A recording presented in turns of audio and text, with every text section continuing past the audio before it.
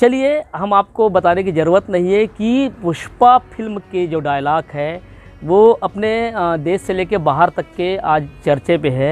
उसी के साथ उनके जो डांस का स्टेप है वो भी कई लोगों ने, खासकर हर जगत के लोगों ने उसको प्रयास किया कि डांस स्टेप करें।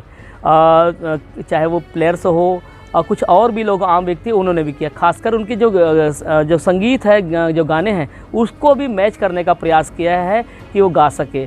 निश्चित हो कि डांस स्टेप का है या उसकी हर जो चीज़ को लेकर लोग आज हर प्लेटफॉर्म पर प्रयास किया कि उसको कर सके। हम बात भी करना चाहेंगे पुष्पा की, इसलिए क्योंकि ये पुष्पा स्टोरी जो है लोगों को अलग से नज़र आई और उन्होंने इस पर काम भी किया। चलो, अच्छी बात है, लेकिन हम राजनांदगांव की पुष्पा की बात कर रहे हैं।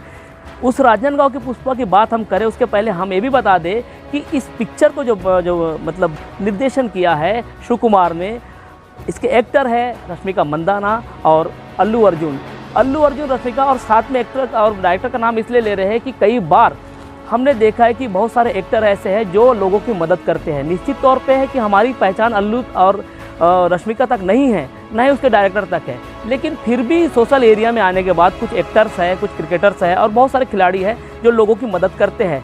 अब इसकी मदद करे ना करे हम नहीं कह सकते। हम बताने जा रहे हैं राजनांदगांव की पुष्पा। ये पुष्पा डायलॉग नहीं करती, केवल अपने अधिकारों के लिए बोलती है।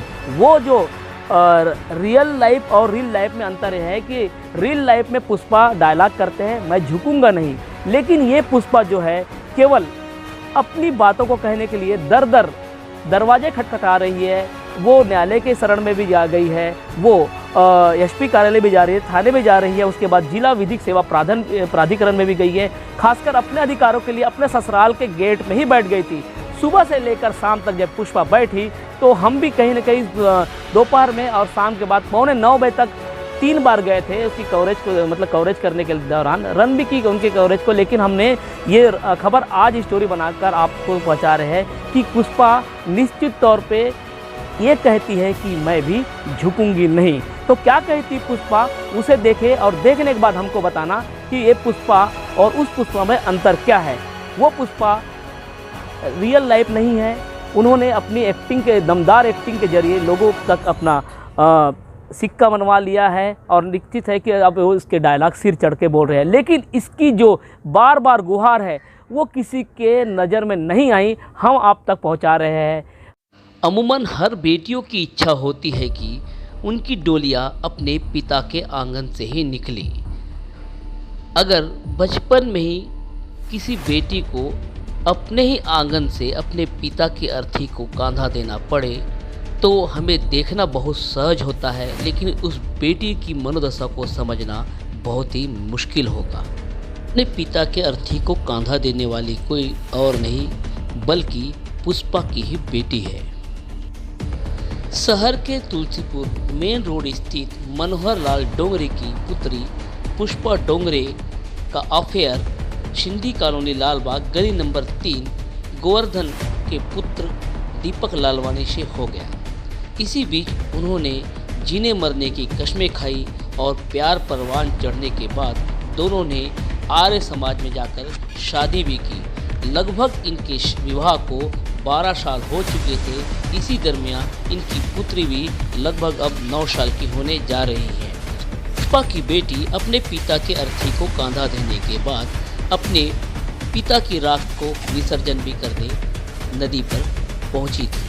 अब पुष्पा अपनी बेटी के अधिकारों के लिए हर उस जगह जा रही है जो उसकी बेटी को अधिकार दिला सके। पुष्पा फिल्म में डायलॉग है कि मैं झुकूंगा नहीं, लेकिन यहाँ पर पुष्पा भी झुकने को तैयार नहीं है बल्कि अधिकार लेने को तैयार है। 70 mm के पर्दे पे लोगों ने जाके पुष्पा के डायलॉग देखे, उसके सॉन्ग देखे और साथ ही उसके जो डांस स्टेप पे लोगों ने किया, वो एक मैं फिर कह रहा हूँ कि वो रियल लाइफ में थी। और इस पुष्पा के हमारे पास लगभग 25 पेज में दस्तावेज जैसे है जो हमको बार बार आके दे रही है, अपनी गुहार लगा रही है अपनी बेटी के साथ, क्योंकि इसने अपने जीवन में केवल एक काम किया, इसने प्यार कर लिया।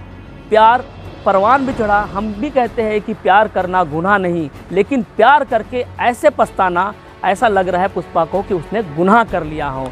उसके ज़िंदगी अब दोजक बन गई है। दोजक का मतलब है कि नरकीय जीवन में जी रही है, ना अब वो अपने ससुराल की रही ना मायके की रही। निश्चित है कि शादी करने के बाद वो लगभग 10 से 11 साल तक अपने पति के साथ रही। कुछ महीनों से वो अपने पति से अलग है।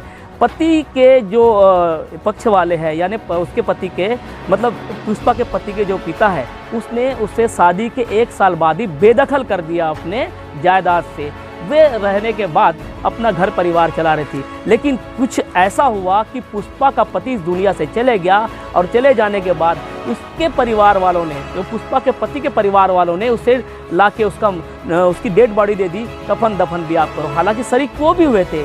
हमको पुष्पा के गम के साथ उसके पति के परिवार का भी गम नज़र आता है। निश्चित है कि परिवार का कोई सदस्य चले जाए तो गम तो होता है, लेकिन पुष्पा का गम डबल हो गया है कि अब अपनी ज़िंदगी और अपने साथ अपनी बेटी की ज़िंदगी अब दर दर भटक रही है। पुष्पा को कैसे लोग मदद करें ये आप बताइए, क्योंकि बहुत सारे NGO है और बहुत सारे लोग हैं जो मदद कर सकते हैं। हम हीरो हीरोइन से गुहार नहीं लगा सकते, क्योंकि वो पुष्पा के रियल लाइफ के लोग नहीं है, रियल लाइफ के लोग हैं। मदद करें ना करें हमारी पहुंच वहाँ तक नहीं है, लेकिन इस पुष्पा के मदद के लिए कहीं न कहीं लोग मदद कर सकते थे, क्योंकि वो जाके थिएटर में ताली बजाया है, सीटी बजाया है, वो डायलॉग पे काम किया है, गाने पे किया है और उनको सराहा है। अब निश्चित है कि इसकी खबर को लेकर हम जब रन किए तो कैसे आप इसकी मदद कर सकते हैं पता नहीं, लेकिन हमारी जिम्मेवारी थी कि इस पुष्पा की स्टोरी भी आप तक पहुँचाएं। अब इसे देखिए और सुने ये पुष्पा क्या कहती है। मेरा नाम पुष्पा लालवानी है और ये मेरी बेटी है। बता दो जी है। हम लोग ने प्रेम विवाह किया था 2010 में। उसके बाद मैं 2011 में यहाँ आई। यहाँ 2011 में भी आई हूँ और 2012 में भी आई। इन लोगों ने मुझे रात के 1-1 बजे मुझे घर से बाहर निकाला है, वो भी पुलिस बुला के। रात के 1 बजे मैं निकल के चली गई। उसके बाद इन लोगों ने 2012 में मेरे पति को बेदखल किए। उसकी जानकारी आज तक मुझे नहीं थी, क्योंकि इनके घर में मैं हमेशा आती रही हूँ। इनके घर में आती थी, 10 बार मैं आ चुकी हूँ, लेकिन इन लोगों ने आज तक मुझे नहीं बताया। जब मैं कोर्ट में केस की ना, तब मुझे पता चला कि मेरे पति को बेदखल कर दिया गया। अभी पति कब खत्म हुए आपके? मेरे पति 3 तारीख को 2 तारीख के 10 बजे 2 तारीख से सन मतलब महीना बताओ।